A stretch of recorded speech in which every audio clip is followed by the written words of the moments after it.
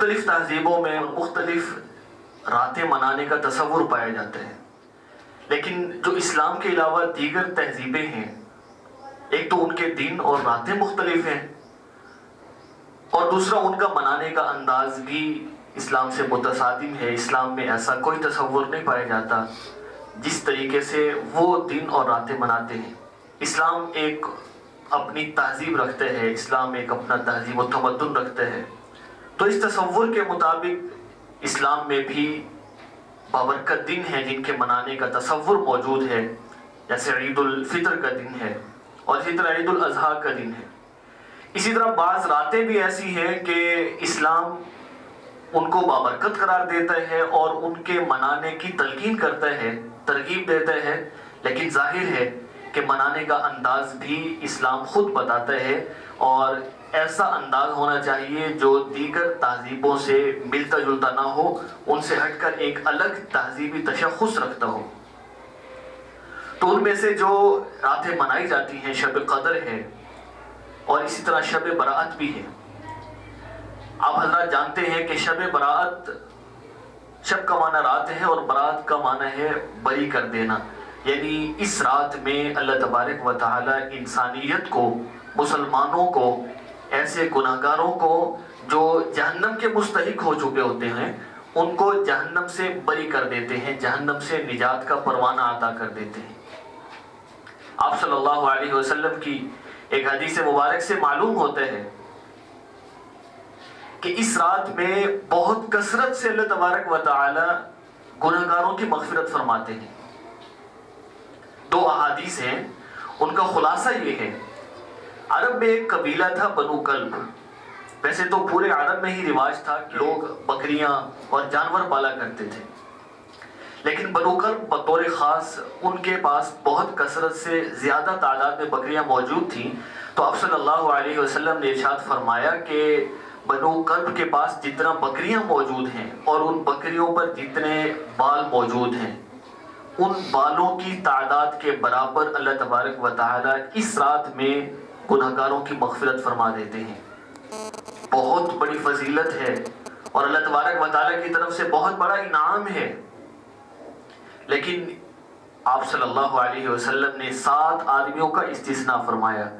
کہ 7 بدبخت ایسے ہیں، 7 محروم ہیں۔ یہ محرومی ہے جو اتنی بڑی رات میں بھی اللہ کی مغفرت کے فیصلے سے محروم ہو چکے ہیں۔ تو فرمایا کہ وہ آدمی، وہ 7 قسم کے لوگ اس رات بھی محروم ہو جاتے ہیں، اور واقعی محروم یہ لوگ ہیں۔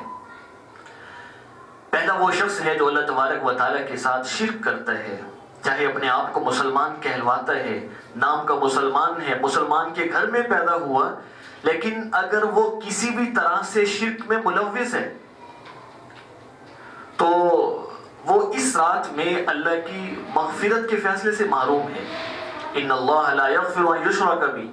اللہ تعالیٰ نے مشرک کو نہیں بخشنا، یہ فیصلہ ہو چکے ہیں۔ اللہ تعالیٰ نے اعلان فرما دیا ہے کہ مشرک کی بخشش نہیں ہے۔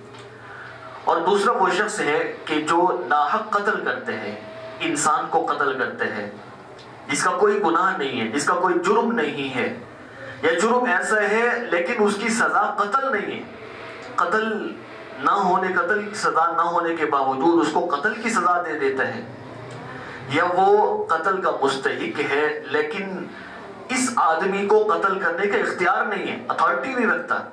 اس کے پاس یہ طاقت نہیں ہے، اس کو کسی نے اختیار نہیں دیا، اپنا اختیار نہ ہونے کے باوجود وہ قتل کر دیتا ہے، تو یہ قاتل ہے۔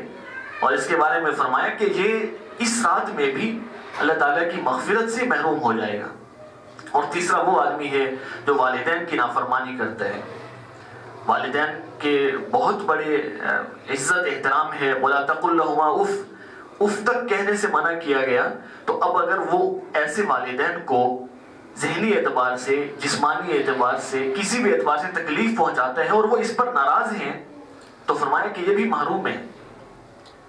اور چوتھا شخص وہ ہے جو رشتہ داروں سے قطع تعلقی کرنے والا ہے،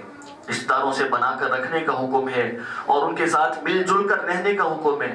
خوشی غمی میں شریک ہونے کا حکم ہے. اگر بول چال بند ہے، آنا جانا بند ہے، لڑائی جھگڑے ہیں دنیا کے مفادات کی وجہ سے، تو یہ بھی ایسا ہے کہ آپ صلی اللہ علیہ وسلم نے فرمایا کہ وہ اس رات بھی اللہ تعالیٰ کی مغفرت کے فیصلے سے محروم ہے. اور پانچواں شخص وہ ہے کہ جو شراب کثرت سے پینے والا ہے. اور چھٹا شخص وہ ہے کہ جو اپنے دل میں کسی مسلمان کے خلاف بغض رکھتا ہے، حسد رکھتا ہے. اب بغض اور کینہ، حسد رکھنا ایک ایسی بیماری ہے، ایسا مرض ہے، ایسا گناہ ہے جو بے لذت ہے، جس کا کوئی فائدہ نہیں ہے. بعض گناہ ایسے ہوتے ہیں کہ ان میں وقتی طور پر کوئی لذت محسوس ہوتی ہے، اگرچہ بعد میں گھٹن کے احساس ہوتے ہیں اور دل میں گھٹن سی پیدا ہو جاتی ہے اور اس کے وبالات بھی بہت زیادہ ہوتے ہیں. لیکن یہ ایک ایسا گناہ ہے کہ گناہ کرتے ہوئے بھی انسان کا دل گھٹ رہا ہوتا ہے، انسان کے دل میں گھٹن ہوتی ہے، چبھن ہوتی ہے، ایک آگ ہوتی ہے. اب اس حسد ایک ایسی بیماری ہے کہ آپ کسی بھی کامیاب شخص کے خلاف حسد کرتے ہیں، اب اس کی کامیابی میں آپ کے حسد کی وجہ سے کوئی فرق نہیں ہے، وہ اسی طرح کامیاب ہے، وہ اسی طرح ترقی پر جا رہا ہے. لیکن صرف یہ ہے کہ آپ اپنے دل میں ایک جہنم بنا چکے ہیں، اس جہنم میں جل رہے ہیں، اس دنیا کے اندر بھی اور آخرت کے اندر. آپ صلی اللہ علیہ وسلم نے فرما دیا کہ وہ اللہ کی مغفرت کے فیصلے سے محروم ہے. اور ساتواں گناہ بھی بے لذت ہی ہے، جس کا کوئی فائدہ نہیں ہے، اور ہم اس کو اکثر گناہ سمجھتے ہی نہیں ہیں. اور وہ یہ ہے کہ آپ صلی اللہ علیہ وسلم نے فرمایا کہ جو اپنے ٹخنوں کو چھپا کر رکھتا ہے، اپنی چادر یا شلوار کو ٹخنوں سے نیچے رکھتا ہے، پینٹ کو ٹخنوں سے نیچے رکھتا ہے، تو یہ 7 قسم کے لوگ ایسے ہیں جو اتنی بڑی رات میں اللہ تبارک و تعالیٰ کی رحمت سے محروم ہو جاتے ہیں.